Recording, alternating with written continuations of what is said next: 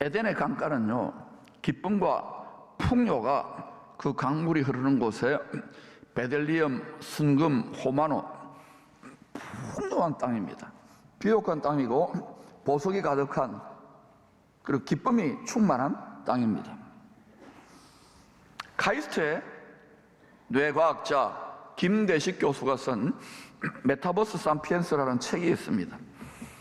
메타, 초월, 버스, 유니버스, 초월 우주, 가상현실을 사는 신인류가 드디어 등장했다는 내용입니다. 앞으로 지구호에 탑승한 80억 인류는 메타버스의 신대륙, 메타버스의 세상으로 대항해를 해야만 살아남을 수 있다는 책입니다. 죄 많고 문제 많은 이 세상의 한계를 뛰어넘어 메타버스 신대륙을 향하여 신념을 가지고 담대하게 항해해야 한다는 거지요. 이 메타버스 신대륙을 향한 필수 기술이 있습니다. 옛날에 지리상의 발견으로 아메리카를 발견하기 위해 신대륙을 향할 때 항해 기술 같은 것처럼 지금도 이 메타버스 대항해를 위한 필수 기술이 있는데, 여러분 이제 점점 다가오지요. 챗 GPT 같은, 빙 같은 인공지능, 그 다음에 로봇. 벌써 우리 식당 같은 데 가면 로봇이 서빙하는 거 봅니까? 대답 안 하신 분들은 아직 식당을 안 가나 봅니다. 양자 컴퓨터. 지금 슈퍼 컴퓨터는 상상이 초월하는 양자 컴퓨터. 그 다음에 유전자 조작, 편집, 합성 기술. 가위로 자르는 거예요, 마음대로. 또 어때요? 이제는 아기도 이렇게 인공장국에 넣어가지고 나올 수 있을까 실험하고, 아마 실험 거의 다 끝났을 거예요. 거기다가 또 뇌에다가 칩을 박아 넣어가지고 이렇게 치매나 이런 것도 고쳐준다고 하는데, 결국 보면 생각을 통하여 마음을 지배하는 거예요. 생각에 뿌리는 마음이니까. 결국은 통제 이슈고 누가 다스리냐 이슈입니다. 생명과학이죠. 이런 최첨단 지식과 기술을 통하여, 지식입니다, 지식. 최첨단 지식과 기술을 통하여 앞으로 다가올 큰 시대적인 도전을 이기고 새 세상을 열자, 새로운 세계 질서를 열자는 겁니다. 복된 소식 같고 또 굿뉴스에 희망을 주는 듯합니다. 여러분이 메타버스로 이제 안 갈 수 없어요. 다 가게 됩니다. 초월 우주적인 세계관으로. 그 돈벌이하고 거기서 위로를 받고 거기서 쇼핑도 하고 예술도 할 겁니다. 지금은 실감이 안 날 거예요. 5년, 10년, 20년 지나면 다 그렇게 가게 되어 있습니다. 이건 데모한다고 바뀌는 게 아니에요. 과연 복된 소식인가? 굿뉴스인가? 누가 이 세상 역사의 주관자인가를 믿는 사람들의, 이 지구호에 탑승한 사람들의 생각에 따라 이 메타버스의 새 세상은 완전히 다른 세상이 될 수도 있습니다. 세상 사람들은 물론이고 이 시대의 많은 성도들조차 이 세상에 소망을 두고 살아갑니다. 여러분 왜 예배드리고 연보하고 찬양하고 섬기고 봉사하고 기도합니까? 우리의 구하고 바라는 것이 다만 이 세상뿐이면 우리는 더 불쌍한 자예요. 이 세상을 안 살 수 없습니다. 근데 여러분의 소망이 어디에 있느냐는 거예요. 여러분의 복된 소망, 절대로 사라지지 않을 영원한 소망이 어디에 있느냐는 거예요. 여러분의 마음의 뿌리, 생각의 뿌리가 어디에 가 있느냐는 거예요. 이거 바꾸기 위해서 지난 수년간 투쟁하듯이 자꾸 회로를 바꾸는 거예요. 여러 가지 이 모양 저 모양, 성경도 그런 모양으로 말하는 거예요. 포기할 수 없는 사랑이기 때문에 그래요. 포기할 수 없는 성깔로 보이는 분들은 회개하시고, 포기할 수 없는 사랑이에요. 만약에 여러분 민주주의 다수결로 너희가 살 곳을 택하라고 한다면 아마 거의 대부분은 이 세상에서 영원히 살겠다고 투표할 겁니다. 아니면 오래 살겠다고 투표할 겁니다. 성경의 예언대로 급속도로 변화되고 있는 이 세상을 우리라고 하는 저를 포함해 나이 좀 드신 분들은 뭐 그래도 그럭저럭 꾸려가겠지만 우리의 자녀들이 당면할 이 새로운 세상을 어떻게 살아가야 될까요? 우리 가족들이. 죄와 사망의 원수를 이기는 의인은 오직 믿음으로 한 가지 대항해만 해서는 안 돼요. 두 가지 대항해를 해야 합니다. 몇 가지요? 두 가지 대항해. 성경에 답이 다 나와 있어요. 죄 때문에 사망이 오거든요. 욕심이 잉태한 자, 욕심 깨뜨리면 되겠네요. 욕심이 잉태하니까 뭘 낳아요? 사람들이 욕심 없이 어떻게 사나? 욕심이 동력인데. 근데 예수 믿는 사람은 욕심을 깨뜨리고 하나님의 마음을 품기를 축원합니다. 그건 거룩한 마음이에요. 욕심과 구별된 마음이에요. 욕심만 깨뜨리면, 욕심만 십자가에 못 박으면 무제한, 무진장, 무한정의 능력이 풀어지는데 이게 그렇게 안 되는 거예요. 여러분의 친구나 여러분의 가족들 욕심이 딴 게 아니에요. 육신의 정욕, 육신의 생각, 육신을 따라 사는 방식이에요. 육신은 땅에 틱거리고 그것은 옛뱀, 원수, 마귀의 먹이가 돼 있는데, 밥이 돼 있는데, 사망의 밥이 돼 있는데 여러분 과연 듣고 있습니까? 욕심을 외과 수술 의사의 칼로 찔러 쪼갭니까? 아니잖아요. 성령의 검으로, 좌우의 날 하나님의 말씀의 검으로 스스로 찔러 쪼개야 되는데 이게 설교로 들으면 찔러 쪼개지기를 축원합니다. 그리고 여러분이 매 순간 말씀을 묵상하고 기도하면서 스스로 찔러 쪼개고 와야 돼요. 그래 와이파이가 열린다니까요. 성령의 와이파이가.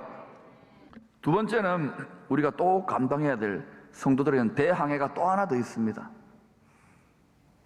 바로 예수 구원의 방주에 탑승하여 점점 더 파도가 많이 치는, 요동치는 이 세상, 하늘과 땅에 있는 것들이 진동하고 세상의 나라들이 진동하고 사람들의 마음도 진동하잖아요.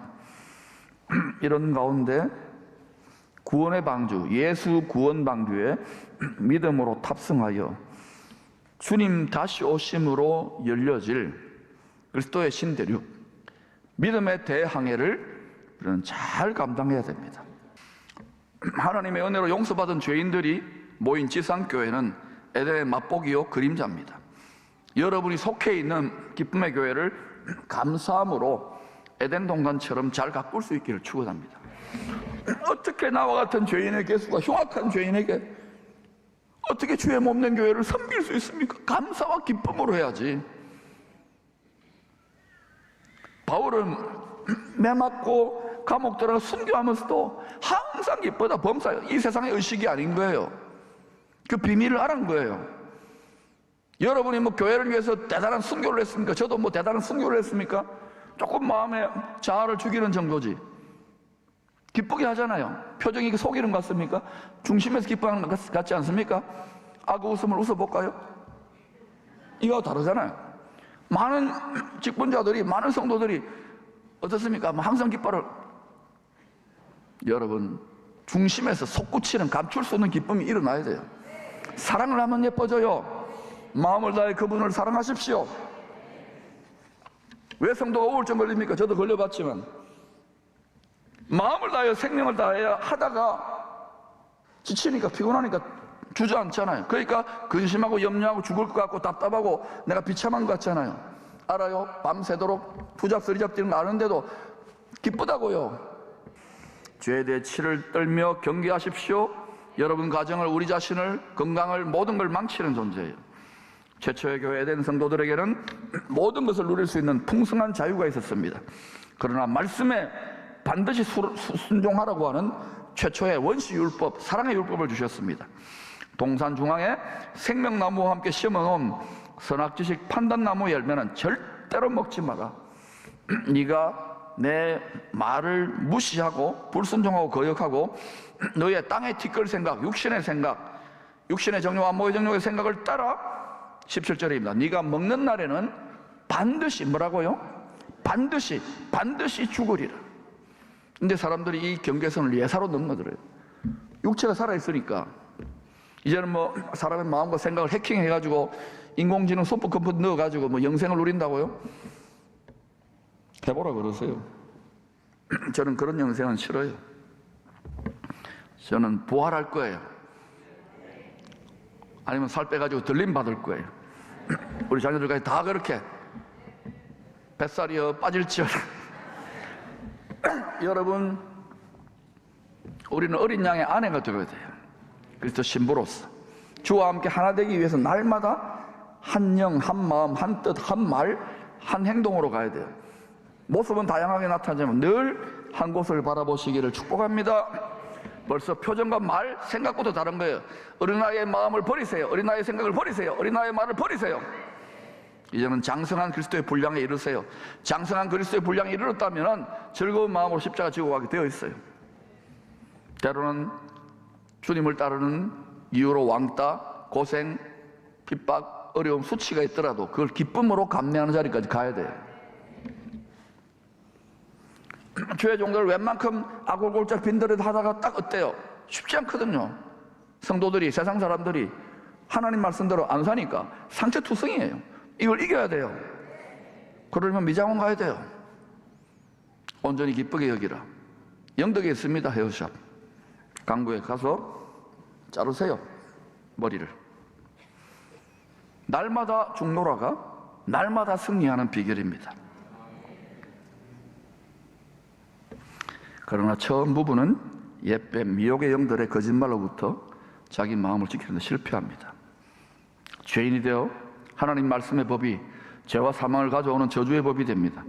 그래서 죄와 사망의 법이 된, 죄인들에게 죄와 사망의 법이 된 천국 말씀의 법을 생명의 성령의 법으로 법 개정하시고자 예수님이 죄인들 대신에 희생제물이 되신 거예요. 영원히 찬송받으실 분은 십자가 희생제물 되신 예수 그리스도예요. 이때부터 누구든지 예수님을 죄를 사해 주시는 구세주로 믿으면 전혀 다른 법 적용을 받게 됩니다. 예수 피의 공로로 죄 사함을 받아 죄와 사망의 법으로부터 생명의 성령의 법 적용을 받게 됩니다. 나라가 달라졌기 때문에 그래요. 세상 나라는 정죄의 법이지만 천국은, 하늘나라는 생명의 성령의 법이 작동하고 있는 거예요. 그러나 여러분 명심하십시오. 예수님이 심판의 주로 다시 오실 때는 더 이상 은혜로 이 생명의 성령의 법을 적용해 주지 않습니다.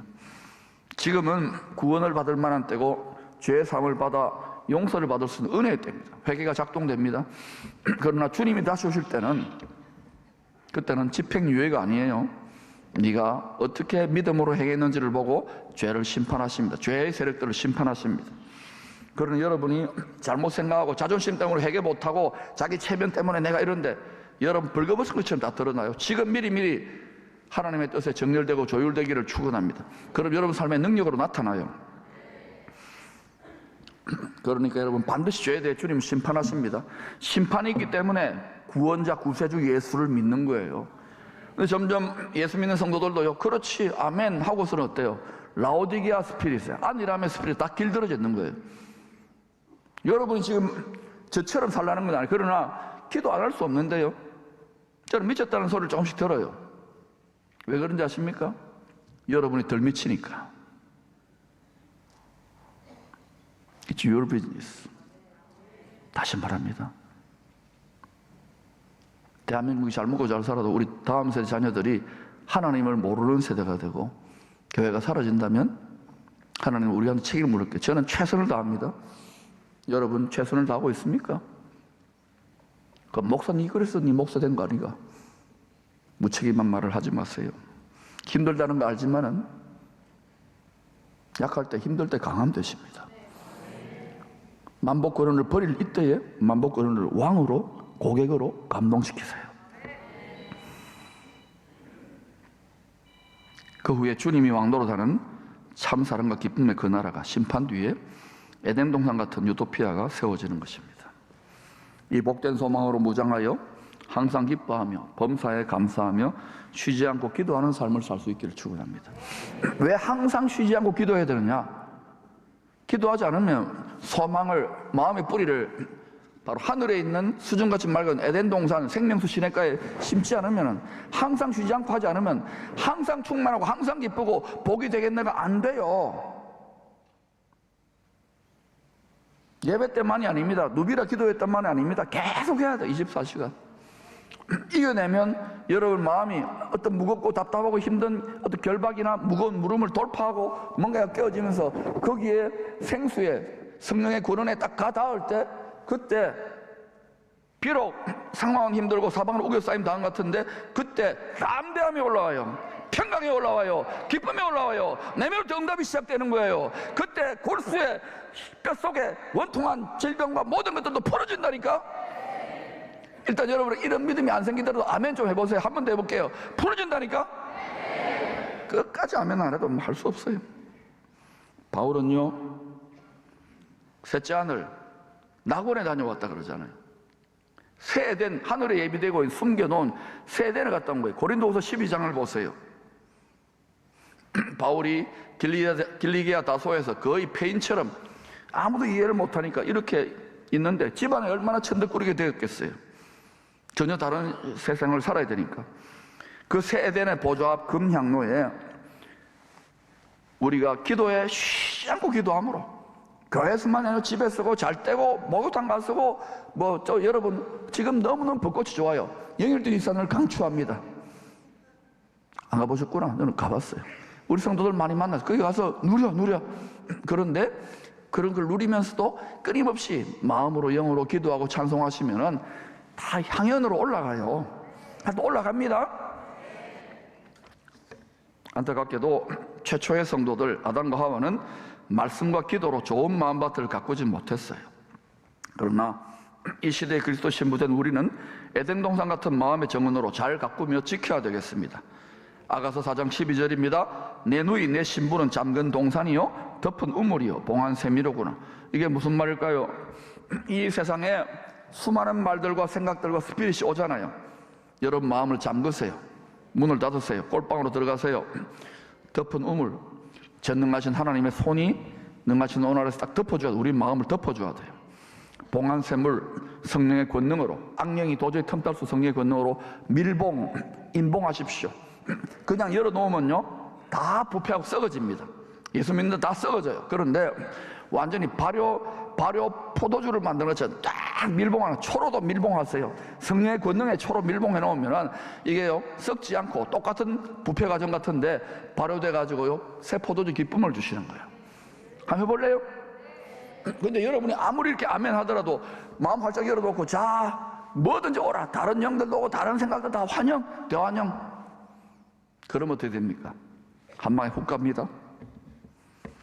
세상과 구별된 기쁨과 감사가 충만한 에덴의 낙원, 이 세상에는 없어요. 좋은 마음밭으로, 하늘에 숨겨진 마음밭으로 가꾸어 갈 때에 여러분의 심령 성전 깊은 곳에서 생수의 강이 흘러나오기 시작합니다. 하늘의 성전 지성소 은혜의 보좌 에덴 동산으로부터 생수의 강이 지성소, 우리 땅에 있는 우리 성도들의 심령 성전 지성소로 무한정 다운로딩 되어서 생수의 강으로 성령의 권능으로 흐르는 것을 말한 거예요. 눈에는 보이지 않지만 흐릅니다. 유물주의자가 되지 마십시오. 흐른다니까. 믿음은 보이지 않지만 바라는 것들을 실상으로 보는 거예요. 가상현실, 실상현실을 보는 거예요. 말씀과 성령으로 충만하여 에덴 동산 같은 마음밭으로 잘 가꿀 때에 30배, 60배, 100배의 풍성한 삶의 결실을 누리게 될 것입니다.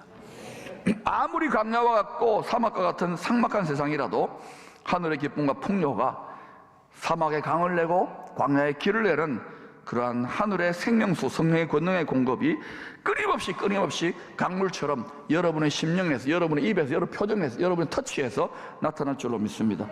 그 자리까지 가야 돼요. 그 자리까지 가기 위해서 아무리 기도하고 하더라도 불의한 재판장이 다 외면하는 것처럼 여러분이 원통하기 힘들 거예요. 왜 그러는 과정을 허락하시느냐? 원통한 과부처럼 여러분 자아가 파쇄되어지고 깨어지는 과정이에요. 그러면서 어때요? 얘들아, 네가 구하는 것은 다 네 집과 네 나라와 네 자식과 네 건강만을 위해 구하는데 나의 나라와 나의 의, 내 뜻을 한번 예소린 양의 깨어진 심장에 한번 정렬돼 보지 않겠니? 그때에 내가 부어준다니까. 그래서 포기하지 말라고요. 낙심하지 말라고요.